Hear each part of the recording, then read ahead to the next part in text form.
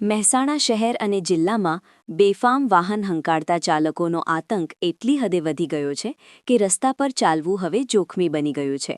ગત 14મી માર્ચના રોજ વહેલી સવારે 4:30 વાગે સર્જાયેલા એક ગમખ્વાર અકસ્માતમાં ઓવરસ્પીડના કારણે એક નાની ઉંમરની નિર્દોષ દીકરીએ પોતાનો જીવ ગુમાવ્યો હતો. આ હૃદયદ્રાવક ઘટના બાદ હવે સરદાર પટેલ સેવાદળ એટલે કે એસપીજી આકરા પાણીએ જોવા મળી રહ્યું છે. એસપીજીના રાષ્ટ્રીય અધ્યક્ષ આંજીભાઈ પટેલ દ્વારા આજે મહેસાણા જિલ્લા કલેક્ટરને એક કડક આવેદનપત્ર પાઠવવામાં આવ્યું છે. આવેદનમાં સ્પષ્ટ માંગ કરવામાં આવી છે કે ટ્રાફિક નિયમોનું કડક પાલન કરાવવામાં આવે અને બેદરકારીથી વાહન હંકારનારા ચાલકો સામે કાયદેસરની કાર્યવાહી થાય. ખાસ કરીને જે લોકો વારંવાર નિયમોનું ઉલ્લંઘન કરે છે તેમના ડ્રાઇવિંગ લાયસન્સ તાત્કાલિક અસરથી રદ કરવા સુધીની આકરી માંગ ઉઠાવવામાં આવી છે, જેથી આવનારા સમયમાં આવી જીવલેણ દુર્ઘટનાઓ અટકાવી શકાય. મહેસાણા શહેરની અંદર અને જિલ્લાની અંદર આજે જે બહુ બધા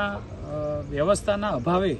જે આજે અકસ્માત થઈ રહ્યા છે અને અકસ્માતની અંદર નાના દીકરા અને દીકરીઓ જે અકસ્માતના ભોગ બની રહ્યા છે,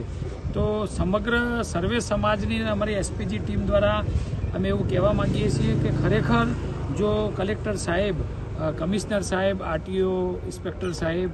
અને જે જિલ્લાના મુખ્ય અધિકારીઓ છે એ આના ઉપર પૂરેપૂરું ધ્યાન આપે તો અમે એવું માનીએ છીએ કે ચોક્કસ આવનારા સમયની અંદર થોડી દંડની પણ જોગવાઈ મજબૂત કરવામાં આવે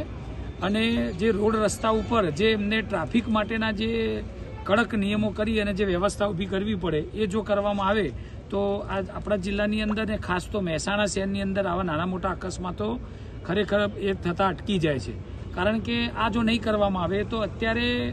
જે અસામાજિક તત્વો છે, જે બેફામ રીતે ડ્રાઇવિંગ કરે છે, જેમને કાયદાનો ખોફ નથી,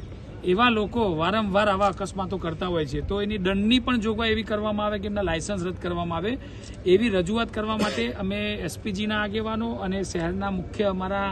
જે સાથી મિત્રો છે, અલગ અલગ સમાજના લોકો અમે અહીંયા આવ્યા છીએ અને કલેક્ટર સાહેબને મળીને આવેદનપત્ર આપણે આપ્યું છે.